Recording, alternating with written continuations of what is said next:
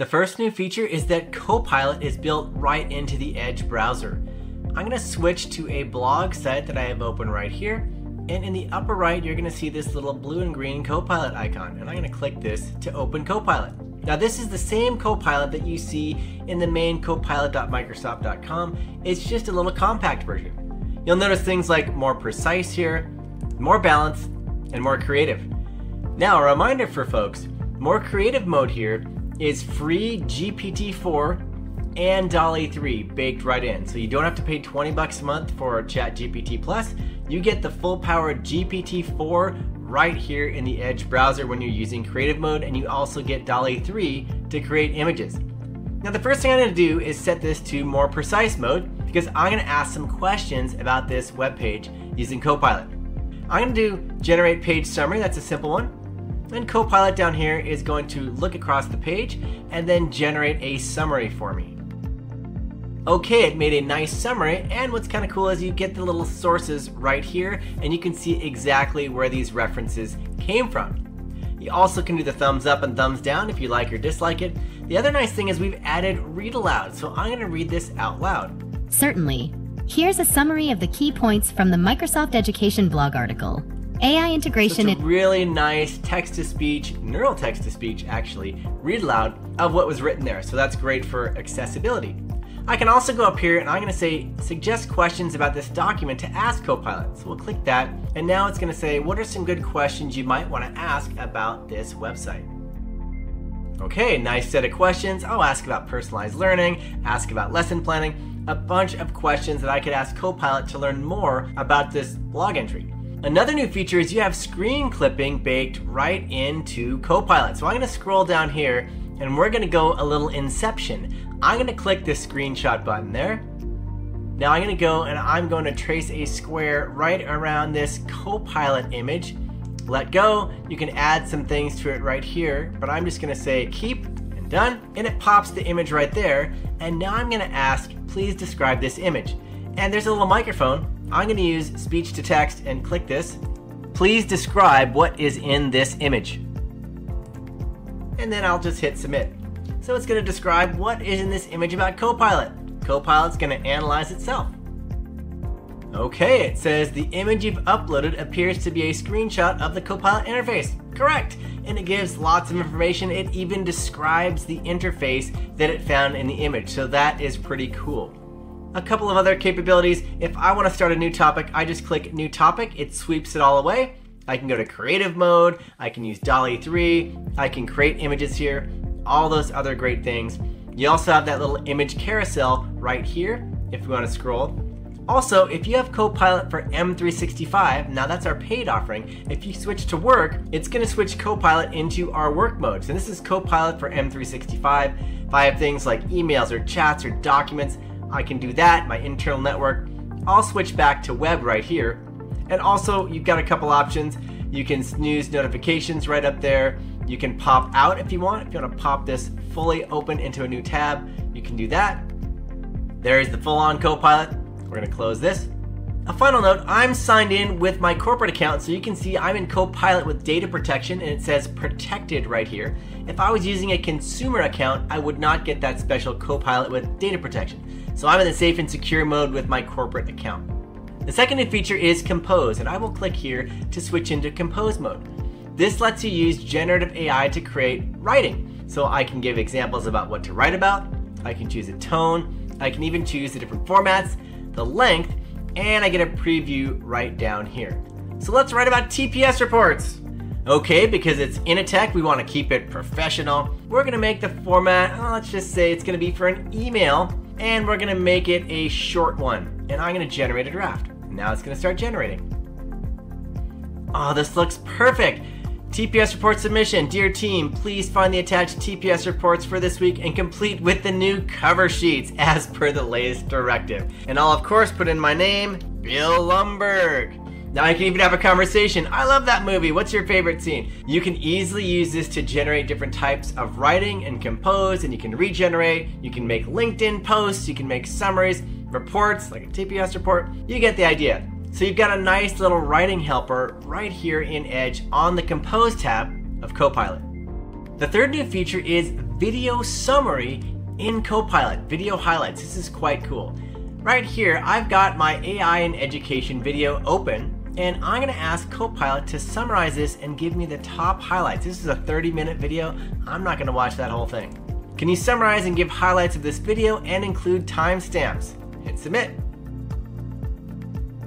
Okay, let's check it out. Here's a video summary. It gives a nice little summary there. The intro, and it has the different timestamps right here, which is really slick. Microsoft Copilot features, Copilot integration in different applications, and a whole lot more. So I've gotten all the video summaries right there with timestamps. I can do that with any video. So Edge is great for giving you those summaries and timestamps as you're watching YouTube, or some other videos like Vimeo also works as well. The fourth new feature is the Ask Copilot button for any PDF that you have open in Edge.